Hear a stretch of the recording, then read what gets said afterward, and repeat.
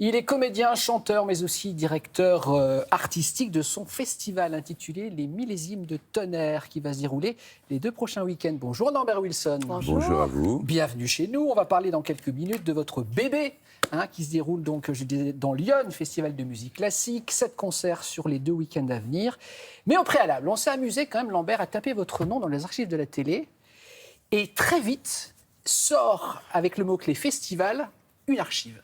Si je vous dis 1980, est-ce que vous vous souvenez dans quel festival vous avez pu intervenir ou travailler?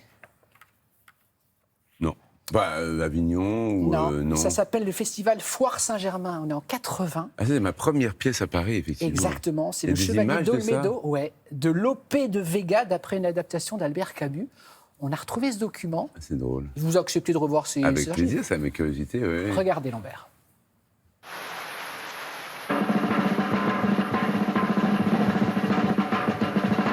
Ses yeux, généreusement, faisaient un don de vie aux hommes qu'elle croisait, mais on eût dit que ceux-là même qu'elle faisait vivre réclamaient le bonheur de mourir pour elle.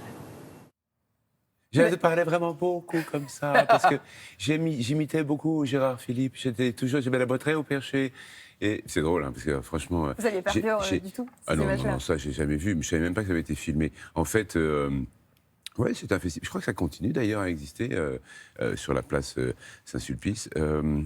Mais c'est toujours troublant de voir des images de soi jeune parce que c'est un autre personnage. J'ai l'impression que ça pourrait être quelqu'un d'autre. Je ne me reconnais pas du tout. Avec d'autres rêves? Avec des rêves de... des rêves qui se sont accomplis en partie. Ouais, oui, des rêves de théâtre, des rêves de texte. Ça, c'est... Mais c'est cette chose vocale, moi, qui me surprend toujours. C'est-à-dire de vous entendre... Mais j'ai envie de me dire, mais descends dans ta voix, dans ton corps. Parce que c'est vraiment là. C'est pas du tout incarné, quoi. C'est vraiment... Alors, c'est un style, mais je sais exactement d'où ça vient. C'est parce que, en tant que jeune comédien, j'étais fasciné par ce personnage que tout le monde ne connaît plus maintenant, qui était Gérard Philippe, le grand acteur romantique du TNP, d'Avignon. J'écoutais ses disques tout le temps, et donc je parlais comme lui, voilà. Redford, est-ce que vous admiriez Robert Redford? Alors ça, c'est la fascination pour le cinéma. C'était un acteur que je trouvais engagé, très bon acteur, très beau, je voulais devenir ça, c'est clair. Ça, vous vouliez devenir Redford à l'époque? C'est-à-dire, je voulais devenir, pas lui, mais je voulais devenir un acteur américain, un acteur mondialement connu. Je voulais faire des films comme les siens, je voulais faire des films dans des grands espaces. Il avait fait ce film sublime qui s'appelait Jeremiah Johnson, où il était cow-boy, comme ça, dans la nature, avec des Indiens et tout ça.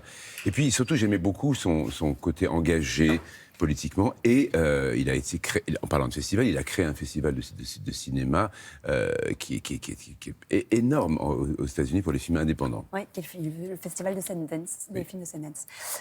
Vous avez assez vite chanté en parallèle de votre carrière de comédien. On va peut-être en voir quelques images. Quelle importance accordez-vous au chant et dans votre vie par rapport au jeu d'acteur au cinéma? Je vous réponds tout de suite. Oui. Il vaut mieux que je réponde plutôt qu'on écoute ce qui passe. Vous n'aimez pas vous entendre? Ça dépend dans quoi. Enfin bon, Ah non, ça va, c'est le tourbillon de la vie, c'est pas grave. Alors, maintenant, le chant et la musique ont pris une place fondamentale dans ma vie. C'est-à-dire que je gagne ma vie en tant que comédien pour faire de la musique. Donc, je mets en route le festival de Tonnerre, puisque j'ai de la ville de Tonnerre, en organisateur. Et puis aussi, je chante, je vais chanter à la fin de l'année des cantates de Bach à Genève, en Suisse. Je chante au festival d'Auvers-sur-Oise la veille du festival. Là, je vais chanter des mélodies françaises avec Bruno Rigouteau, le grand pianiste. Je mets le chant et la musique au cœur de mes préoccupations, mais avec grand plaisir. C'est que ce n'est pas un effort. Le monde que je préfère, c'est le monde des musiciens, de la musique. Et parfois, mon agent de cinéma s'irrite un peu parce qu'il a l'impression que le cinéma... Vous le délaissez. Non, mais que sa préoccupation d'acteur est passée au second plan. Mais alors qu'on peut tout faire en même temps, c'est la preuve. Non. Vous savez, c'est comme dans tous les métiers, il faut être au cœur du groupe qui fabrique les choses. Et si vous êtes trop éloigné, parce que les gens le sentent, et ils se disent non, ça l'intéresse plus. Alors, puisqu'on parlait musique et chant, on en vient donc à votre festival de musique, les Millésimes de Tonnerre. Donc, on le disait, il va y avoir 7 concerts sur les 2 prochains week-ends. Ça se passe en Bourgogne, une région chère à votre cœur. Pourquoi avoir imaginé, conçu ce festival, Lambert, dans cette région-là? C'est vraiment lié à une rencontre. C'est l'histoire d'une rencontre avec le nouveau maire de la ville que vous avez croisé, puisqu'en fait, c'est quelqu'un qui Cédric Lèche. Cédric Lèche, qui est producteur de télévision.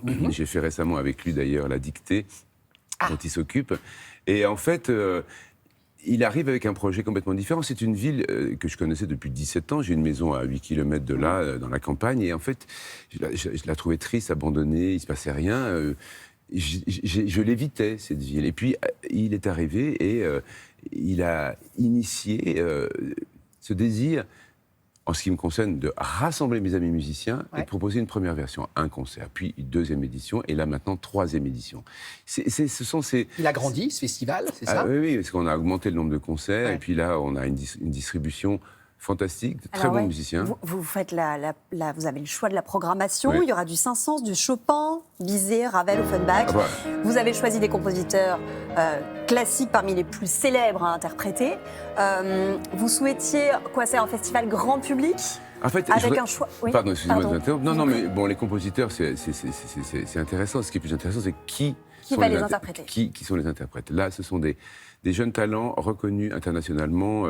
Il y a un violoncelliste, Edgar Moreau, qui est vraiment enregistre tout le temps. Il y a Tanguy de Villancourt aussi comme pianiste. Il y a un duo de pianistes qui s'appelle le Geister Duo. On commence avec une mezzo-soprano qui va chanter des airs d'opéra qui s'appelle Marie-André Bouchard-Le-Sieur. Mais ce sont des grandes voix et des musiciens qui jouent dans le monde entier. Alors, en fait, on veut proposer un répertoire à un public qui n'est pas forcément complètement préparé. C'est pas le public qui va au concert à la Philharmonie à Paris, mais c'est une région où il y a aussi des gens qui ont des résidences secondaires, donc qui sont quand même, eux, un tout petit peu plus pointus. Alors, il faut faire une sorte de mixte. C'est ça. En fait, pour moi, c'est un dosage. Oui, mais le dénominateur commun de toutes ces soirées, c'est ma passion pour ces musiciens et l'envie qu'ils soient là et qu'ils rencontrent le public.